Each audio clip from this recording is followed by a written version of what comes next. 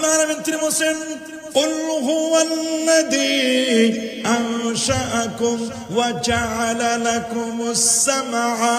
والأبصار والأفئدة قليلا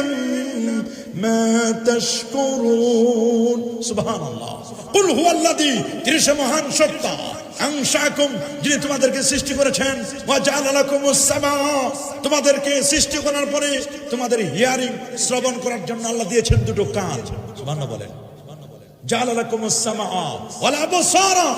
দেখার জন্য দিয়েছে তোমাদের দুটো চোখ আল্লাহ বলেন আলাম নাজআল লাহু আইনাইন ওয়া লিসানান ওয়া শাফাতাইন ওয়া হাদাইনাহুন নাজদাইন আমি তোমাদের দেখার জন্য দিয়েছি চোখ দিয়েছি রিসিভ করার জন্য খাবার দাবার দুটো ঠোঁট সুবহানাল্লাহ বলেন খাবার রিসিভ করার জন্য দিয়েছি ঠোঁট দেখার জন্য দিয়েছি চোখ আবার আল্লাহ বলেন লাহুম কুলুবুন লা ইয়াফকাহুনা বিহা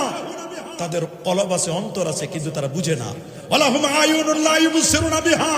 চোখ আছে দেখে না কে বলছে দেখে না ইউটিউব দেখে ফেসবুক দেখে দুনিয়ার সব দেখে কিন্তু যেটা দেখা দরকার সেটা দেখে না কোরআনের কালো কালো অক্ষরগুলো দেখা দরকার সেটা দেখে না দেখা দরকার নবীকে জিয়ারত করা দেখা দরকার হক্কানি আলেম ওলামা পীর বুজুর্গদের চেহারা সেটা সে দেখে না অথচ ইউটিউব দেখে ফেসবুক দেখে যত বাজে জিনিস আছে সব দেখে আল্লাহ বলেন তাদের কান আছে শুনে না কে বুঝে শুনে না হেডফোন লাগাইয়া শুনে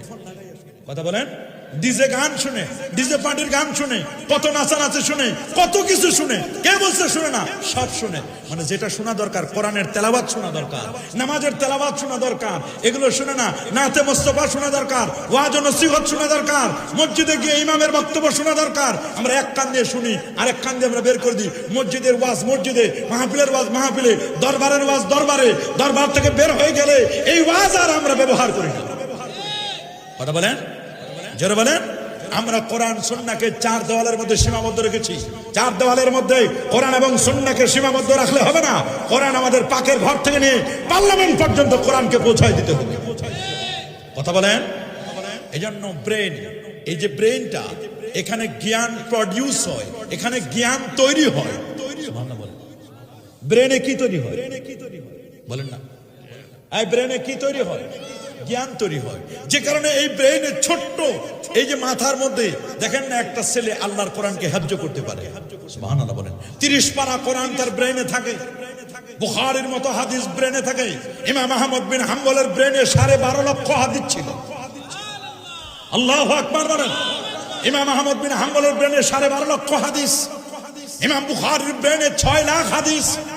ইমাম আহমদ বিন হাম্বল 12.5 লক্ষ হাদিস ব্রেনে সেভ করে রেখেছিলেন ইমাম তিরমিজি 4.5 লক্ষ হাদিস